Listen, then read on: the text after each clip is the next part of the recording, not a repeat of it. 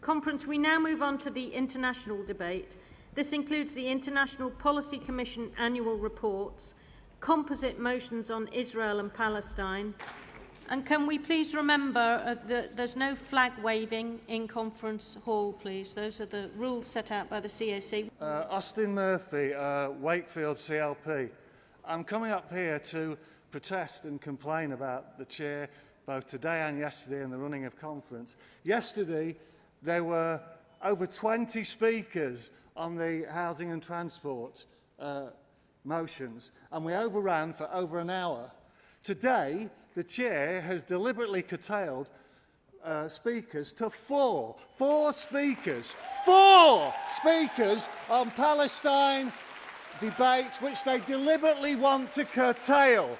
This is shameful management by the chair and the curtailing of debate and democracy within this party, and it's shameful.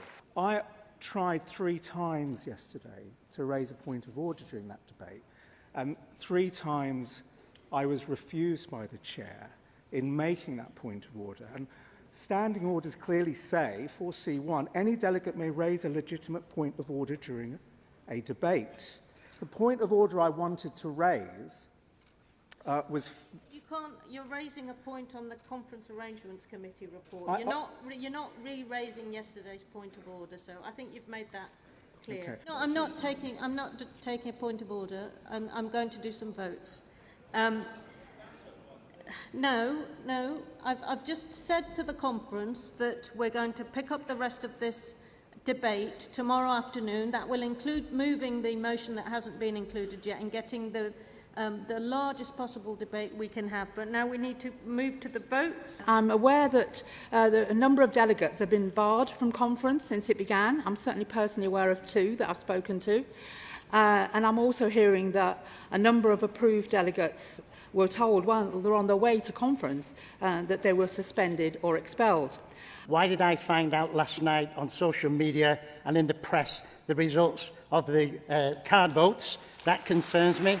Why they were on social media, then clearly there would be another issue. And the second point is, if we've got one card vote result wrong, are there any others that are wrong? Because some of those votes are very, very close. How many members have been suspended, expelled or excluded after submitting a delegate registration form and before, let's say, 10 a.m. yesterday? Could the CAC consult conference services and get back to us tomorrow, please? Just let me have my minute and then you can ignore it or whatever. A request. First of all, I didn't could call the CAC, you did. And secondly, you're repeating a point that's already been made. So let's get on and hear. Let's get on and hear the CAC. Going by the Chair's ruling on Monday, the NEC report still hasn't appeared on the conference agenda so as to be presented to conference properly, as required by Rule 183G and Rule 332B. Could it please be tabled in the next 2 days?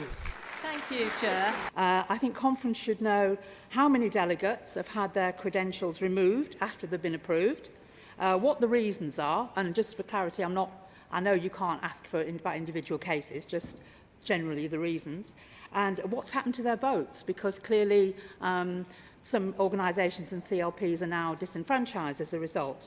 So I'd like this information to be included tomorrow. Thank you.